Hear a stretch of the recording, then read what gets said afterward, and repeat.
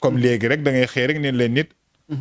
feebar na tension waaye boo demee ba ci biir da ngay gis yeneen yu bokkul ak tension dëgg la waaye naqar yi surtout ndax nit du alal mooy tax ba sa bakkan bi sauvé dëgg la du étage bu rafet a tax sëñ Ibou am na ko fanaan ci immeuble bu mu moom te fanaanal nañ ko juróom-ñaari immeuble yoo xam ne yëpp moo leen moom waaye nelawut dëgg la liggéey ya def ya wax yu bon ya nangam sàngam ba loola mën na yàq àdduna yooyu day am yooyu nag mooy waral sëñ Ibou su amee te ndimbal amul dëgg moo waral xanaa xamoo gor du neewi